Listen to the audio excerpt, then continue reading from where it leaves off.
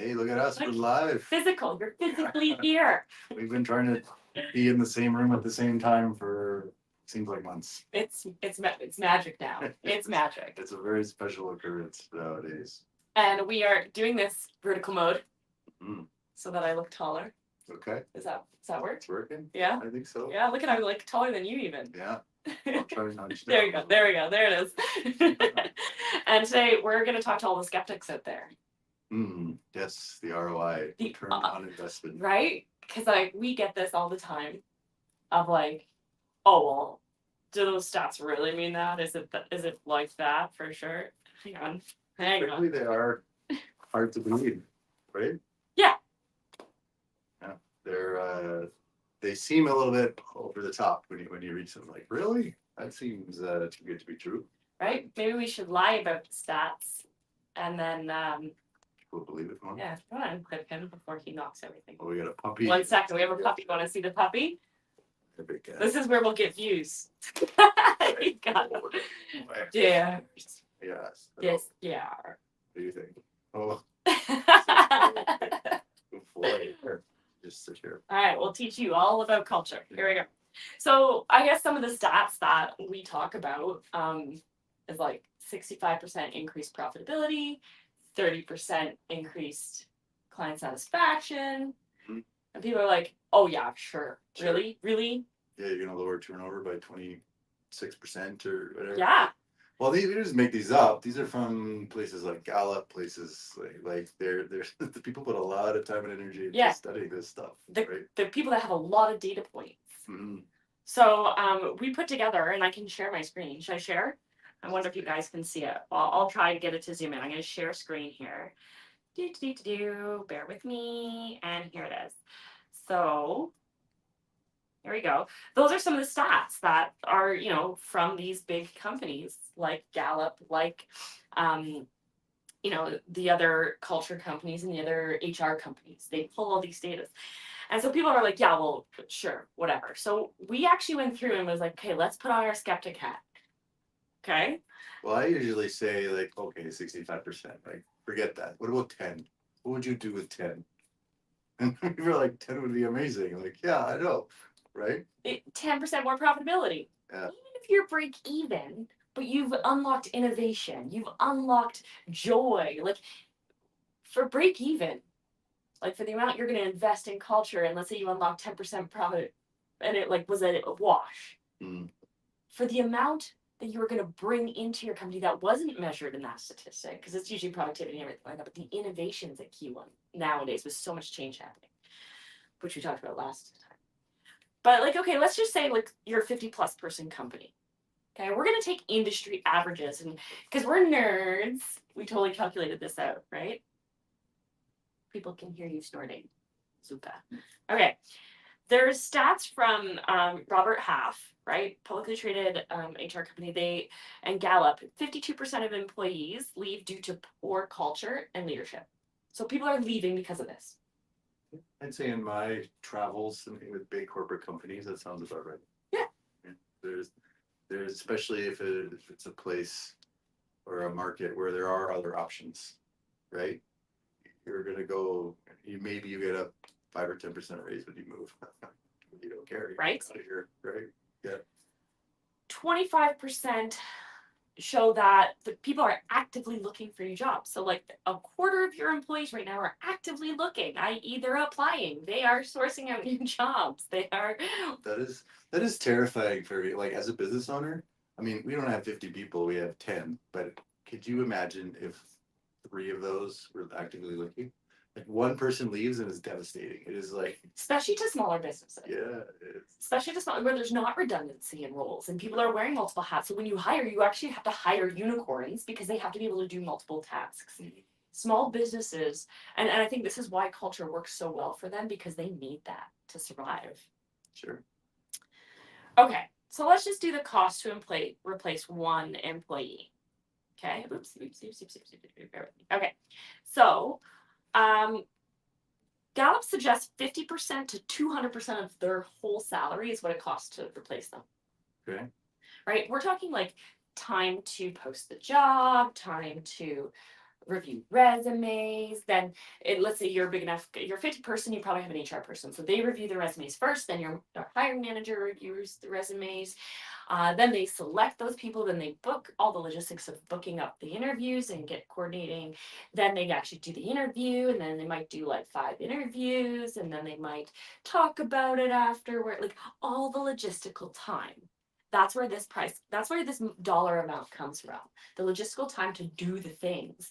Contract review, negotiations, they finally get them signed on. We know at least a 3-month minimum ramp up time, more likely 6, right? Yeah, it's my rule of thumb is you're not really up to your full productive capacity for a year.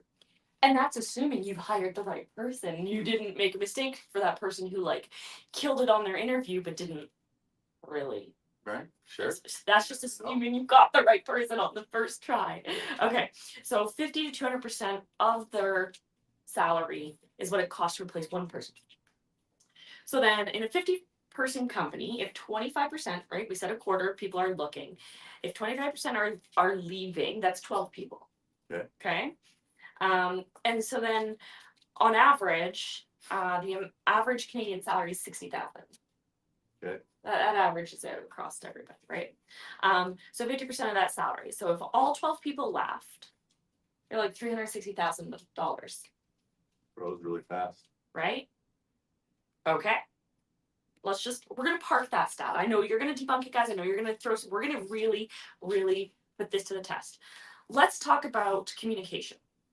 So stats show $12,000 per person per employee is lost every year due to mistakes and inefficiencies and communication.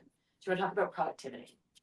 I once did, so we had a project, we were working on a pipeline project, Mm-hmm. and the project team, there was an argument about document control, whether or not it should be done like this, or this meant this, or how to link it to the drawing, whatever.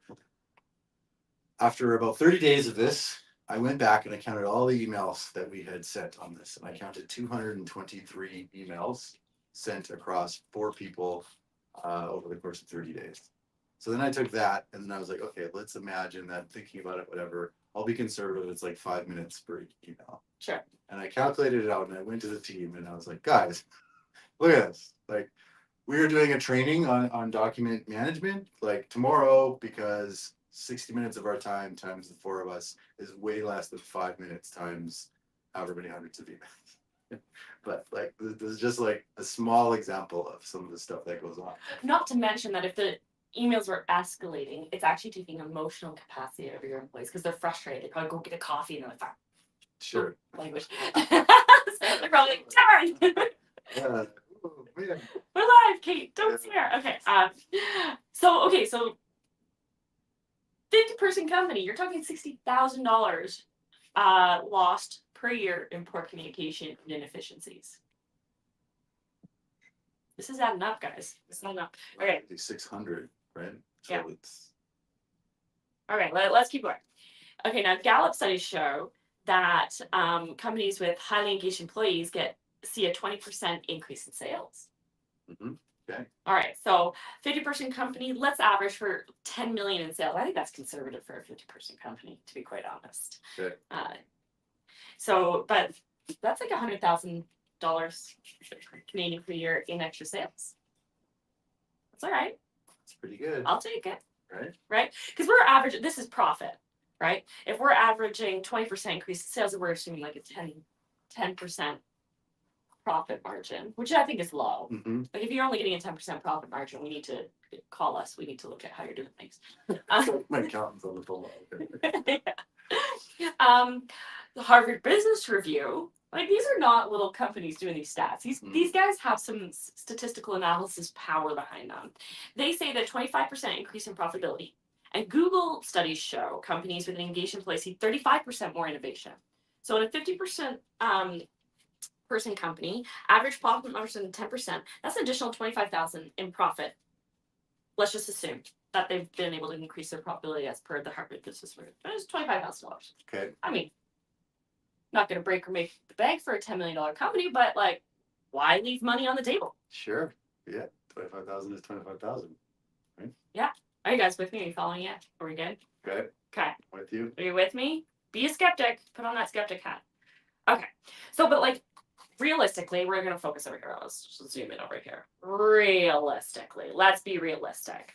You can't tell me that will like unlock all of that percentages. Okay, Right? sure. So, like, fair, what would the savings be? So, if we had $360,000 lost, but we were only saving 26% less turnover. So, that's just 90,000 of that 360. Okay, Okay. yeah. Now, I don't think we're going to get a full increase in profit. So let's just 15. 15%. Okay, What if we let's just be reasonable. let's just increase productivity by 15%? Again, not another $90,000 per year. Okay. Okay. 65% profitability of that 100,000. So we're only going to take 65,000 out of that profitability, right?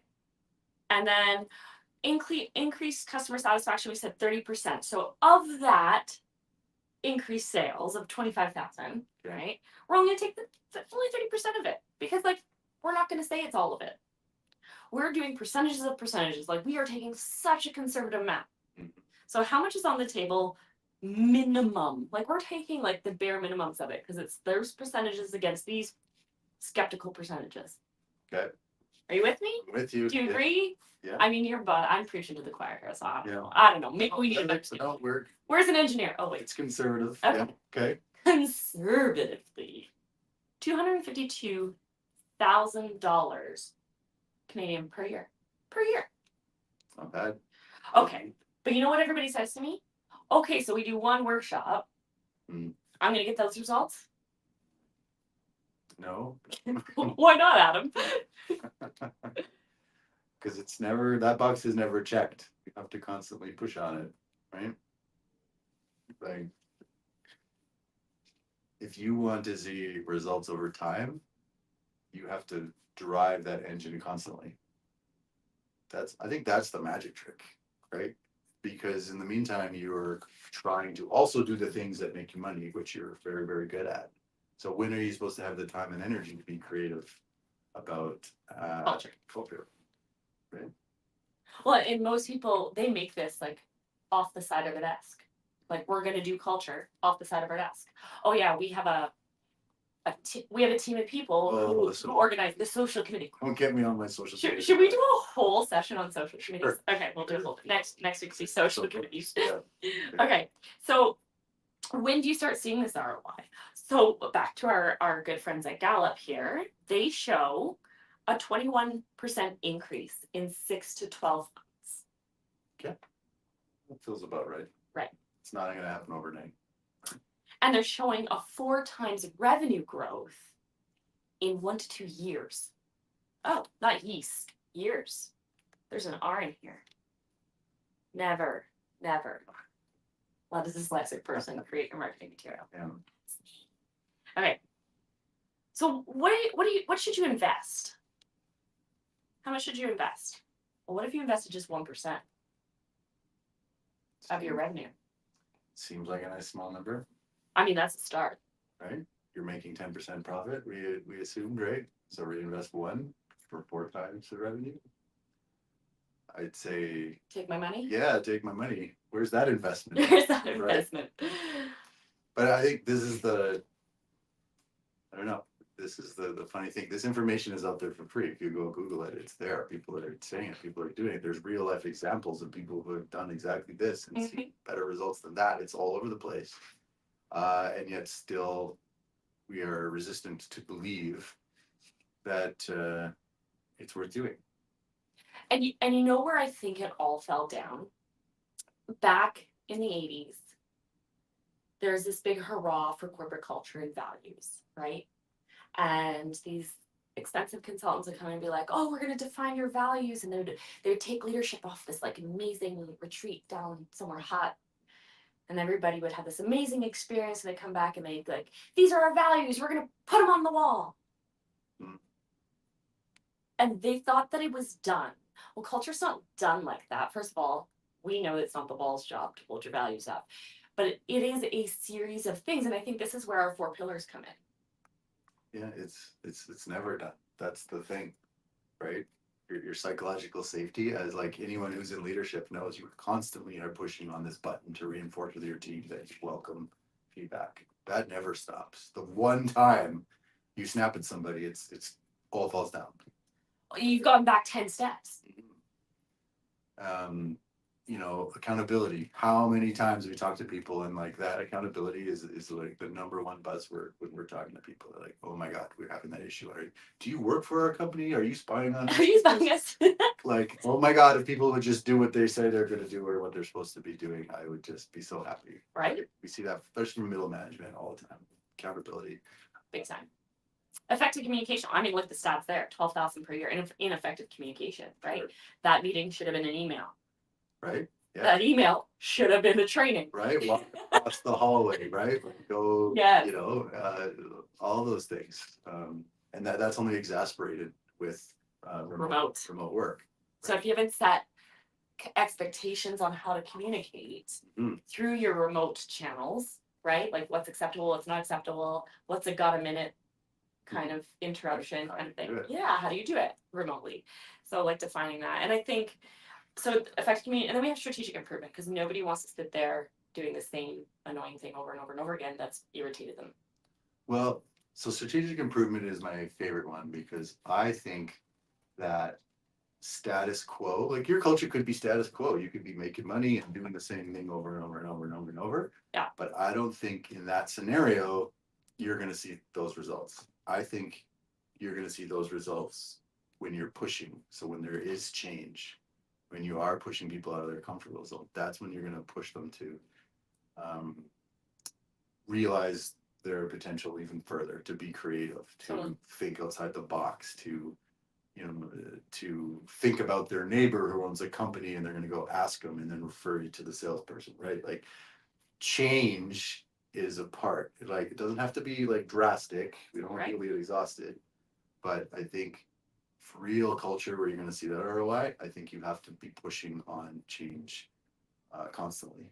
How steep and how flat, you have to be engaged with that. But I don't think you can. I don't think status quo is going to get you that. No, not at all. And that's the hardest part. I think with culture is we're like, we put in certain things and we're like, check, done, right? And it's not. Culture is fluid, right? You add a new person, it shifts everything. Somebody has a bad day, things are shifting. Like it is fluid. It is as fluid as we are emotionally charged humans, right? And so something stressful, a stressful project comes in, the culture shifts. It always is moving. And so you always have to be trying to flow with it and direct it in the path you want it to go.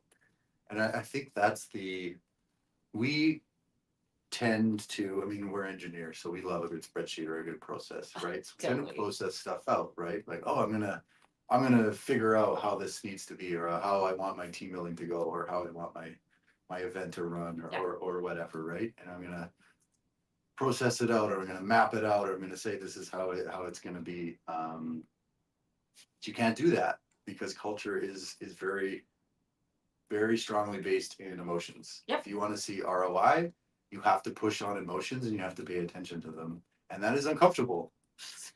Especially for anybody who's not a millennial or a Gen Z or the next generation. Like we see generational gaps there. Big time. Quite a lot. Huge. Because I mean, even when I first started in business, you came in and like you check your emotion at the door. Right? I even remember in my interview with my construction company that I started working with, they were like, well, it's hard. Like language will be salty, right? I'm like, what the F does salty language mean? Yeah. Not jokingly, but like, there was this expectation that you put on your tough skin. And no one told you that. It was just this expectation. It's almost like you came in and you're like inherently like you don't cry at work. I mean, Megan Barefoot and I've had this whole conversation about tears at work and being like so embarrassed and blah, blah. We are human. Yeah, I remember being I just started at a company, and myself and another girl that had started pretty much the same day, she was much more experienced than me, and we were sitting in the office of the project manager, and we were talking about some technical detail, and then she was like making the case for this, that, or the other thing, and he really pushed back on her and hard, and then he started like kind of braiding her a little bit. She burst into tears and ran out, and I always think of that not because she cried. Like I do think the project manager was out of line, and like why did he have to be so aggressive there? But what I remember was that like I didn't know what to do. I was like, oh my god, I'm in my professional situation. Here is my boss. Here is this girl crying. Do I run after her? Do I make her feel better? Do I pretend like nothing happened? What did you do? I just sat there. I went and found her later, but I was just like frozen. It's like I was, Deer in headlights. yeah, What do I do? Yeah. not feel confident or comfortable engaging in that emotional situation whatsoever. Um, I don't know. I just remember that, right? So you talk psychological safety, right? Um, It wasn't psychological. no, it is so individual based, and it's moving. The individual is like this moving target, and then the group comes together, and it's Right. this, you know, it's crazy. Yeah, you kind of have to have an intuition about it, right? That's where that empathy piece comes in, all that stuff. When I can't, and you can't process this. And so, like, people are like, oh, well, how do you guys come in and do that? Right. Like, there's not a process and you're done. It's the process that creates the space, Totally. right? Like, look at our team. We create a space on Monday mornings. We call it mind, body, soul, right? And mind, body, soul is it's kind of like, hey, what'd you do on the weekend? But it's also we allow people to say like, hey, I had a hard weekend. I'm not in my full capacity, right? Well, and I think as humans, you can't ignore the influence that you have and the authority in the organizational structure, right? Yep. So wherever you are there, the more vulnerable you are, the more you're gonna people are gonna reciprocate. Yeah. I actually think, and in our experience, we see this all the time, especially with technical companies. You talk about like engineers or IT or Oil and gas. gas, and then even construction with like field guys. But everyone's like, oh man, I don't know about sharing. I don't know. They're not gonna like sharing feelings or whatever. There's always the warning. We come in there. And the second we walk in there and create that safe space, and then we share something vulnerable, it's like they are Floodgates. jumping over each other to share something. It's like people are so hungry for connection. All you have to do is give them an excuse, and we see this time after time, and it's like it almost predicted now. Yeah. Like well, don't worry. Let's invite them in and see what happens, right? Well, so back to ROI, right? If we look at the ROI of that, like why? Like, we're not here to sing kumbaya, says the skeptic. We're not here to make friends. We're here to get a job done and make the company money. You want to get paid? Mhm. That's a skeptic, right? So why connect? What happens when we connect and share? Well, I always ask people like, "Hey, you ever been in like a team building or an offsite or something? Like everyone's been in part of it at one, right?" And I say like, "What happens at the end of that day or hour or whatever it is? How are you guys feeling?" "Well, it's amazing. We're so jacked up or whatever." Yeah, 100%. If the hardest problem in your business dropped in the middle of that room at that moment, you guys would solve that no problem. Yeah. You would figure it out. You would understand, like you would come together, and the ability to solve that problem is just so spectacularly high, right? Yes. But if that connection is low at the beginning of the day, when you're just like, oh hey, Caitlin, right? Like, right, now we're all like, we're like, should I say Constructing, something? yeah. You're kind of watching, just unsure, like whatever, and then you end up with like a half-assed solution, right? So unlocks innovation. I think the other thing it does, and this one was really important for us, was the 1 week that I had a hard weekend, and I said, you know what, guys, like it was a really hard weekend. I am not at my capacity. Like the rest of the team stood up and was like, what can we do? How can I help?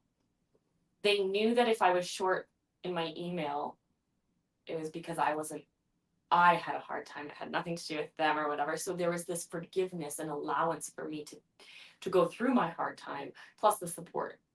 right? So imagine if your team was an ability to say like, hey, I know Adam's having a hard time at home right now, like, you know, whatever, death in the family or something like that. I got him, right? That's going to mean that whatever you're doing doesn't fall down because I have your back, right? So we're not losing productivity, right? It also means that when I need help, you're right there for me. Increase productivity, increase trust. Sure. I mean, With that comes the client satisfaction piece, right? Balls don't get dropped. right? You're thoughtful about it. You're excited about it. You're putting that extra energy, right? Like I always think of productivity. You know, there's nobody more energized than someone in the first 6 months at a new job. Like that person is a superhero. They are so excited. They're asking questions. Like they're doing everything, whatever. Like, well, what if someone who'd been there? You know, what if everybody had that energy plus the experience? What would happen? Not jaded. Right? What would happen? Like if everyone was just like, oh man, like this is gonna be amazing. I think just that thought experiment alone, just imagine. It's crazy, Well, we don't have to measure, we have statistics. right? But beyond the statistics, you know what it does? And this is where it gets me in my feels.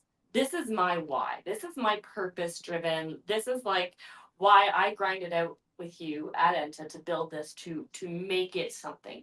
Is it, yeah, you're gonna get the profitability. Yeah, you're gonna get the increased customer satisfaction. But what it also does is at the end of my day, I'm jazzed. I work with people, I feel supported, I feel connected. I come home, I have capacity for my family. I have kindness left to give to my, and patience left to give to my kids and to my husband and to those around me, to the stranger on the street. I like the amount of kindness and love we can create in this world when we are not in a negative space for 8 hours of our day is huge. Yeah. That's my why. That is my why. We will change the world through this. Well, I think I dare you ask any business owner, leader, employee, whatever, what's important to them, and if they can say, wow, if I had that space to show up as my best self at home, then I'd be happy. That's all I'd want. How many do we Right. hear like, oh yeah, you know, divorce, I learned so much. Sure. Yeah. Wait, what do you have to, what if you didn't have to learn? Yeah. I think if we dare to look a little deeper, we'll be amazed at what we can find there. Right. So, we talk about ROI and statistics and productivity and money and all this kind of stuff. Like that is the intellectual part of you trying to justify an investment. Um, what at the end of the day, if you are creating something and exciting to go to work, it's the Sunday night test, right? Like, are you like exhausted on Sunday night? Or are you excited to go to work? Then, if you are, you're gonna do some great things. If you're not, well, then you're just gonna show up, do the things, go for coffee 3 times, whatever, Quiet quit, right? do the bare Yeah. minimum. So, which kind of person would you rather at your company? Which kind of employee would you rather be? Like, I'd rather work at a place that I got excited about going to. Not to say that it's easy and it's all fun and it's foosball and pizza parties. That does not make a culture. Oh, I mean, every job has its, we call it the eat crap box, right? We already dropped an F bomb in this. Yeah. Let's like be. So, Yeah, they do. Everybody has their eat poop box that they have to do that drains them, but there's got to be a certain amount of like what lights you up, right? But it's even too, if you're working with people and you're energized through connection and through, you know, achieving something and it's all out there, this is where the power comes in. You're excited, and I think that's places I want to work, right? We've had people that we love their heart and soul in our, there's, we love them as individuals. They are amazing people, but they're not winning at the company. And we can see it draining them. And it drains us to see it. So like, how do you plug that person in and give them something that lights them up, right? And have that, because it is draining. And so if your people aren't engaged and they're not winning and they're not feeling like they have control, that's why I have those 4 pillars, because that's what lights people up. It's not your values on the wall. That's just the filter which you want people to make decisions through. But how do you really give them that feeling inside? It comes from those 4 pillars. And those 4 pillars have so much wrapped up in them. that are part process, part, you know, tools, part systems, part expectations, part people. Sure. It's as simple as walking by and seeing a crumpled up piece of paper on the floor and stopping to pick it up because you don't walk by me. Right. Thank you, Bruno. Yeah. Never walk by So me. they held that for Yeah. metaphor, right? I love that. You know, how many, that extra look at that spreadsheet and finding that error, that $100,000 calculation error, that's, you know, I've done that before. Yeah. You know, like, well, how much is that worth to you? Like the inches, here's some Al Pacino, right? The inches we need are everywhere around us, right? So I think that's why culture is so hard. So the ROI is there, but it is constant. It is 10,000 little things constantly. Right? Well, and I think we are so task oriented as leaders, like do this, then this, do this, then this, that you expect like I should do this and it's done. Sorry guys, culture's not done. It's always, but it's worth it, is what we're saying. I think so. Right? Just keep going. You kind of got to believe in it a little bit. Like you said, it takes 12 months. So 12 months, which means you have to just sort of believe for 12 months. And push for 12 and months. push and push. And one thing is it might not work very well and you go, okay, let's try this. And let's try this. And it's always pushing, right? You know, we tried a new culture software, tested it out, had some good, had some constructive feedback, had some good feedback, but it was like, okay, we tried it. Now what? And we tried this. Now what? And so I think that you're always having to try and it's not going to be for everybody. So you can't throw your hands up and be like, well, that didn't work, give up. Don't throw the baby out with the bathwater. Right? And I think that's the big thing. And it can't be just one person's job. Like I love when I see companies say like, we care so much, we have a people or a culture officer. Yeah. That's great, but it's not one person's job. Like to say to somebody, you're in charge of culture. You know, everyone is in charge of culture. That person might just be the energy to get the movement going. Right? They're the one that's watching and saying and like pushing here. Identifying. Like kind of moving the pieces on the board and seeing what's happening. Right. Thanks, leadership. Hey, we should get Enta in here. We need an amplifier. There you go. Yeah, that's what that person's for. Yeah. Awesome. Well, I think, I mean, if you guys are skeptics, send us your comments. I want to know. I want to know what obstacles come to mind when you hear culture. Like, what's the like, oh, I'm not sure factor that happens for you guys, and let's see if we can find stats and case studies to debunk it. Like, happy. Why not? Right? We're here to have a discussion. Right. Adam will grow a mustache. We'll do Mythbusters, and we'll be sure. All right, let's blow some stuff up. If we get to do that, then I'm in. I knew it. Awesome. So we will see you guys next week where we are going to talk about social committees. Okay. All right. Okay, bye guys.